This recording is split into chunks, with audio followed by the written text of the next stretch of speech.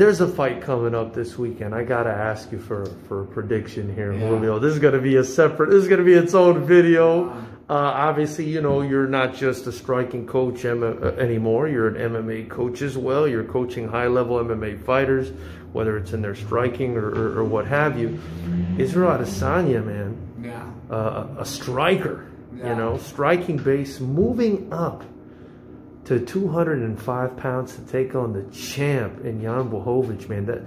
That takes a lot of guts. Yeah. There are weight classes for a reason. But, you know, I just wanted to get from you, somebody who is, you know, cornered in the UFC and has fighters that have competed there and at the highest level. What do you think about that fight and the move to challenge yourself the way Israel Adesanya is doing there?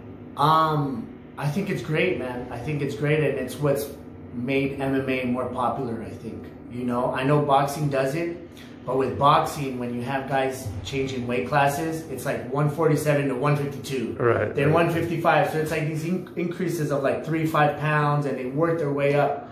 You're talking about a guy that's going from 185 to 205. 20 pounds, man. Yikes, man. Yeah, and just to put things in perspective, man, just get a 20-pound dumbbell and be like, here, that's the difference.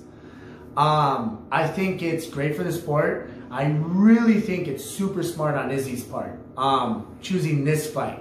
There's a reason he's choosing this fight, you know? Almost when, you're a boxing fan, it almost reminds me when Roy Jones wanted to be a heavyweight champion and he picked the right fight. John Ruiz. John Ruiz. It was a perfect matchup. Yeah. You know? He was like, oh, let me do it. He wasn't going to do it with no Lennox Lewis and no, you know, when these guys were champions. But you're seeing something that a lot of us are not seeing.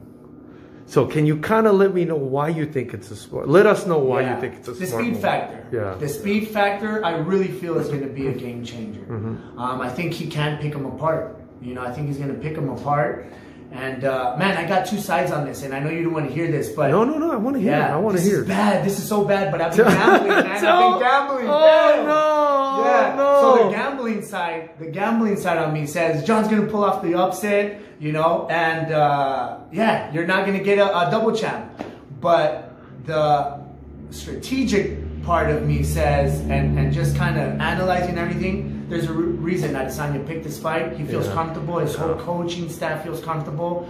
And I think he's too fast. He's going to be a little bit heavier, so he's going to have more of a pop. Because even though Adesanya says I'm the skinny guy or anything, he's been getting big, man. Yeah, you know? He's been getting big. And he also hits hard enough to hurt people. He hits hard, man, you know? Yeah, look, the one guy that nobody thought could go down, Paulo Costa, and he finishes him like nothing. Yeah. Well, in watching that fight, right, and obviously I'm taking something from that fight and applying it to, I guess, what I think is going to happen on Saturday.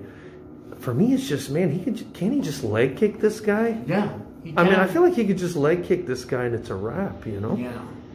I mean, that's the advantage of these Muay Thai and kickboxing guys. This is how I always, like, kind of tackle with myself, though. You know, and I know everyone's seen the Adesanya kickboxing fights where he loses and everything.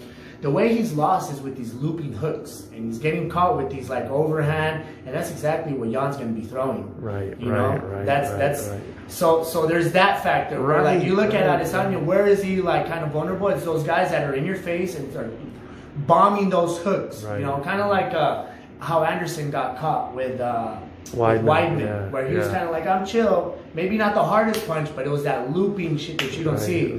And Jan's going to be throwing that. That's what, you know, I kind of feel the same way. I also feel like I look at the Gastelum fight, you know, and I'm like, man, if Gastelum was able to kind of... Gastelum gave him that fight, man, that dog fight. I was there in that fight, you know, and I remember vividly. I was there and I was like, oh my God, like this is, you know, Adesanya was still coming up, but like Gastelum, man, there was moments where Gastelum, if he would have had a little bit more juice... He would have finished him. Yeah. And I say to myself, holy shit, Jan is way bigger. Jan is like a bigger version of Gastelum, kind of, you know, but... The leg kicks for me, coach, man, it's like, I think of, man. Well, those are fresh, you know, so you're coming off of those and you're like, yeah, of course, those are coming. Those are coming. But I just feel like he's going to, you know, jab him when he wants to jab, inside kick, outside kick, a little taunting, and I feel like Jan's just going to be stretching, and he's going to run into something. you know? Yeah. Well, I almost see it a little like Forrest versus Anderson. Gotcha. You know, that's how I see it. That makes sense. But again, the gambling. Yeah, no, I'm sticking with Adesanya. Yeah. Well, sounds good, Coach Julio, man. I really appreciate your time. Thank you so much for the access. Knuckleheads, we're going to be putting up footage. And, Coach, let these people know to subscribe to Knucklehead Nation. Yeah, hey, you heard it, man. The man himself. Subscribe to Knucklehead Nation. There's a lot of great content, man. And there's not many people doing it right now. And my man is out here. He's visiting your local gyms, these places that we've all known, come to, you know, see, compete.